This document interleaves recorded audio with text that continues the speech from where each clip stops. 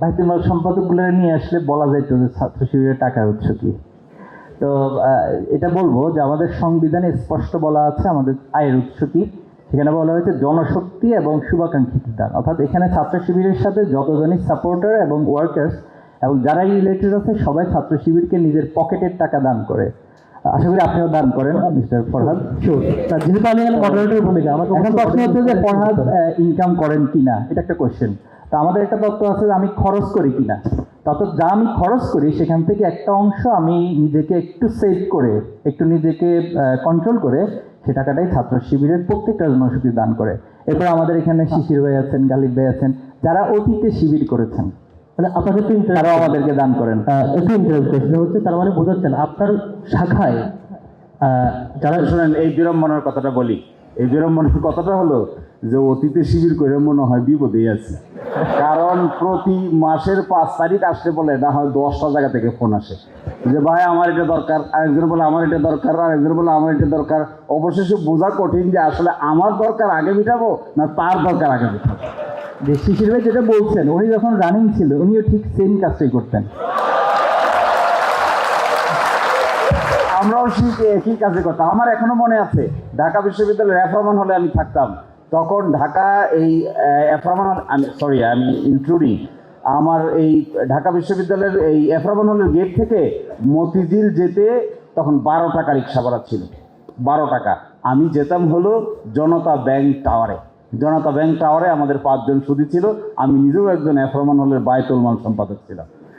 তো যখন যেতাম, এরপরে আমাকে বলা হলো আপনি 12 টাকা খরচ করে রিক্সা ভাড়া দিয়ে বাইতুল মাল আনতে যান, আবার 12 টাকা দিয়ে আসেন, 24 টাকা তো খরচ, বাইতুল মাল পান কত?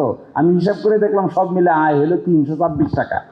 তো আমাকে বলা হলো আর রিক্সায় যাওয়া যাবে না, এখন বাসে অথবা টেম্পোতে যাইতে হবে।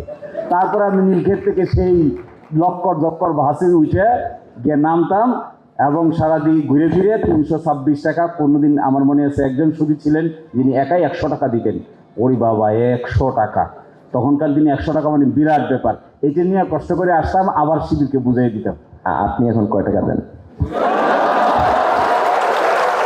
এখন আমি এই কয় টাকা দেই, তখনকার দিনের 100 টাকার যে ভ্যালু ছিল 20 বছর আগে, তার রূপান্তর করে যা হবে তার চেয়ে বেশি দিই।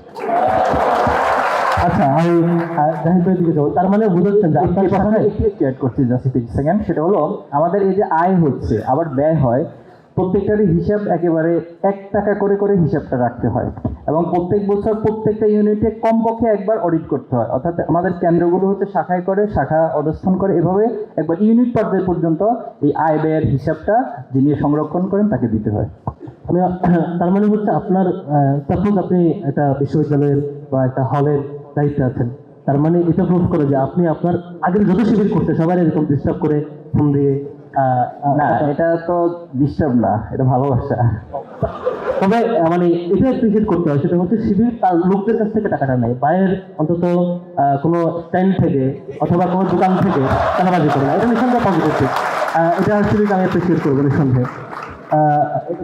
অডিট সিস্টেমটা কি ঠিকঠাক যেভাবে বলছেন সিরিয়াসলি মেনটেনেন্স করা, এটা কি রেগুলার হয় নাকি? আমাদের মানবীয় যোগ্যতা যতটুকু ক্যাপাসিটি আছে সর্বোচ্চটুকু দিয়ে অডিটটা করা হয় এবং অডিট রিপোর্ট মেনটেন করা হয়? অডিট রিপোর্ট নিশ্চয়ই, অসংখ্য ধন্যবাদ।